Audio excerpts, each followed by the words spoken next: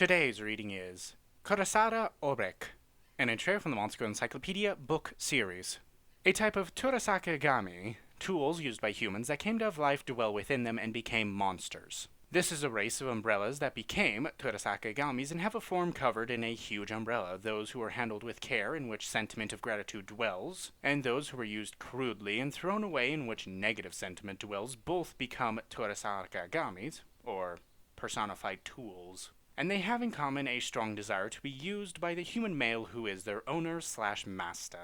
Since their original purpose was only to be used on rainy days, when they change into a living tool due to their sheer desire of wanting to be used by their owner all of the time, everything in the interior of the umbrella changes to be appropriate for their master to use them. They think always of pleasing their owner, and to them, their own body, everything from their vagina and mouth to each and every one of their fingers, is something that exists purely for servicing their owner who is ever in their thoughts. Also, if used by their owners, even if the stimulation given to their devoted, lewd body is only slight, they receive it as a great joy and pleasure, amusing their owner by reacting with a magnified response.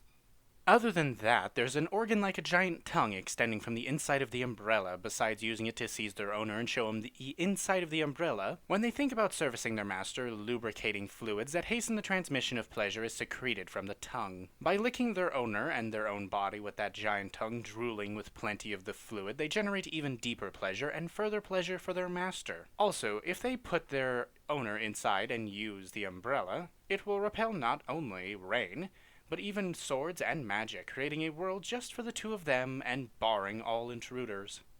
In that confined space, with their two bodies glued together, the only thing that one could see is their alluring body, and the only thing one could do in response is to give in to desire and use them. And while repeatedly using them, the owner will then become a prisoner of the pleasure just as they desire. The owner will then end up being in the same umbrella with them time and time again, continuing to use them relentlessly. To them, every day will become full of pleasure and happiness, and it will become a difficult routine to change. Furthermore, although they have no relation to the weather, even so, their body still recognizes rainy days as days when they can be used and throbs.